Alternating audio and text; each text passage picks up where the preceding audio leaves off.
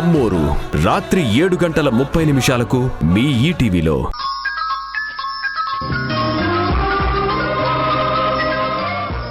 ఆ మధు మారుతిరావులు కలిసి జనాలతో మన ఇంటి మీదకి రాళ్లతో దాడి చేయిస్తే ఎలాగమ్మా సైలెంట్గా ఉంటాం?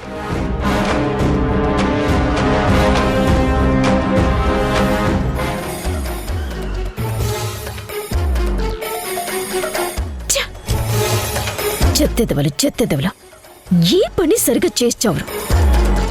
మావయ్యకుడు సరైన వాళ్ళని అస్సలు పెట్టడు. బెయిల్ క్యాన్సిల్ అయిన యష్ మళ్ళీ జైలుకి వెళ్లేలా కష్టపడి ప్లాన్ చేస్తే యష్ సింధులకి దొరికిపోయి ప్లాన్ మొత్తం పాడు చేశారు.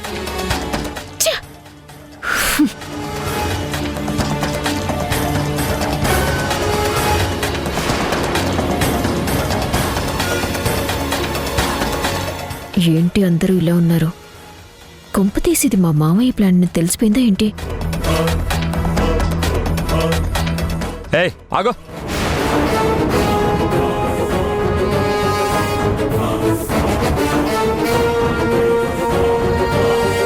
మీ మనుషులతో మా ఇంటి మీద రాళ్లు వేయించి వీడియో తీయించి మళ్ళీ నన్ను జైలుకి పంపించాలని ప్లాన్ చేశారు కదా? నాకేం తెలీదు, నేనేం చేయలేదు. ఖచ్చితంగా దీని వెనకాలన్నది నువ్వు ఆ మారుతిరావే, నాకు తెలుసు. నా కూతురికి గాయం అవ్వడానికి కారణం మీరే.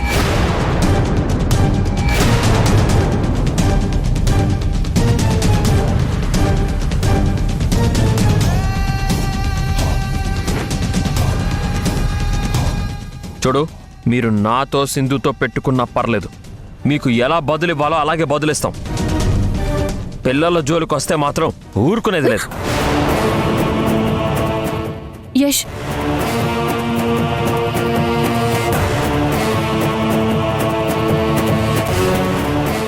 ఏంటి మరిది గారు మీద మీదకి వస్తున్నారు? చంపేస్తారా నన్ను? ఆరాధ్యని ఇక్కడే చంపేస్తారా?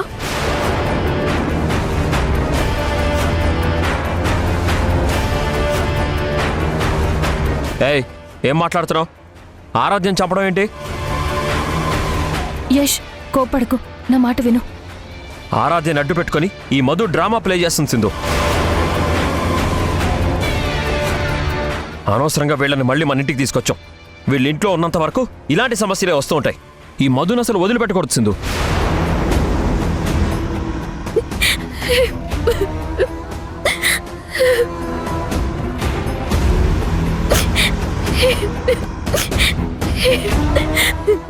నాకు తెలుసు, నేను మీ ఇంటికి వస్తే నన్ను ఇలా అవమానించి బాధ పెడతారని నాకు తెలుసు.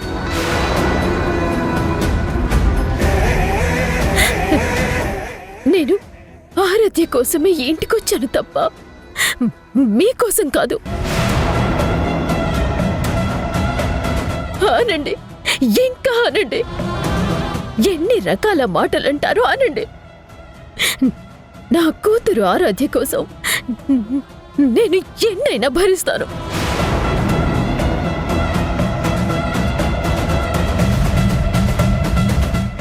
ఎన్నైనా భరిస్తాను.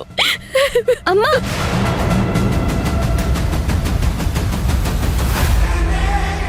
మా అమ్మని ఎందుకలా బాధ పెడుతున్నారు? ఆమె కన్నీళ్లు చూస్తే మీకు సంతోషమా? ఏడుస్తూ వెళ్ళిపోయింది కదా, ఇప్పుడు మీకు హ్యాపీయేనా?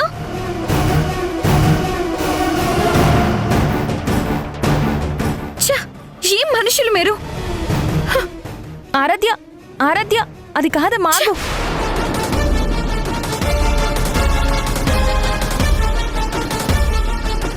ఎందుకు యష్, నేనెంత చెప్పినా వినకుండా ఇలా తొందరపడుతున్నావు?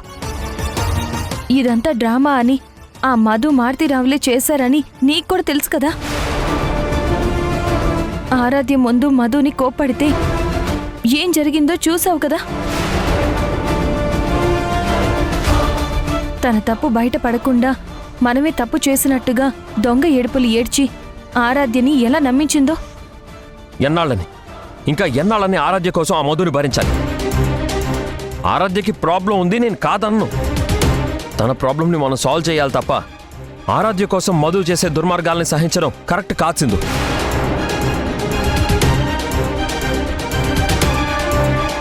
చూడు, నా జోలికి వస్తే తట్టుకుంటాను, మన పిల్లల జోలికి వస్తే చంపేస్తాను.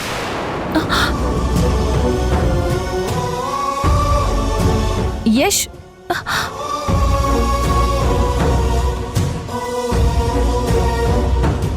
ఈయనకి ఇంత ఆవేశం ఏంటత్తయ్యా? కన్న కూతుర్ని రాయితో కొడితే ఏ తండ్రి మాత్రం మౌనంగా ఉంటాడమ్మా.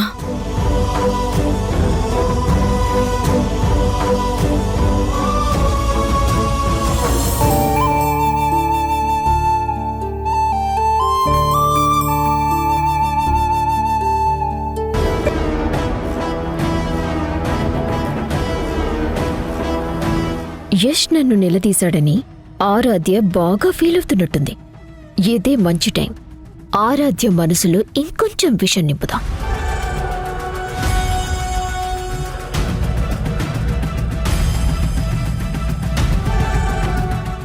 అమ్మా ఆరాధ్య,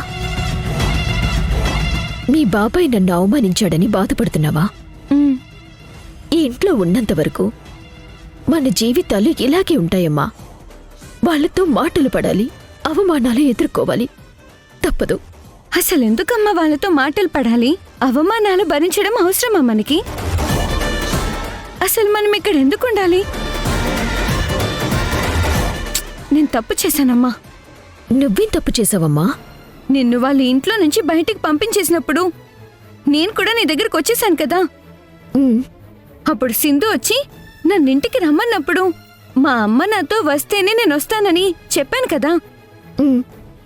అలా చెప్పకుండా నేను రాను అని చెప్పుంటే మనం బయటే హ్యాపీగా ఉండేవాళ్ళం. ఇప్పటికైనా మించిపోయింది ఏం లేదమ్మా. మనం ఈ ఇల్లు వదిలి వెళ్ళిపోదాం పదా. ఈ ఇల్లు వదిలి వెళ్ళిపోతే ఎలా? ఈ ఇంట్లో నువ్వుంటేనే కదా నిన్నడ్డు పెట్టుకుని వీళ్లతో ఆడుకునే అవకాశం నాకుంటుంది. అమ్మా, మనం బయటికి వెళ్తే బతకలేమమ్మా. ఎందుకు బ్రతకలేం? ఏదో ఒక చేసి బ్రతకొచ్చు. నువ్వున్నా తేజ ఉన్నాడు, మీ ఇద్దరు జాబ్ చేయండి. అప్పుడు డబ్బుకి మనకి ఏ ప్రాబ్లం ఉండదు కదా. వీళ్ళతో మాటలు పడుతూ ఇక్కడే ఉండడం కంటే మనం బయట ఉండడమే బెటర్. నిన్ను వాళ్ళు అవమానిస్తుంటే నేను తట్టుకోలేనమ్మా. వెళ్ళిపోదాం పదా. ఆరాధ్య వెళ్ళిపోదామంటుంది కదా మధు, బయలుదేరదామా?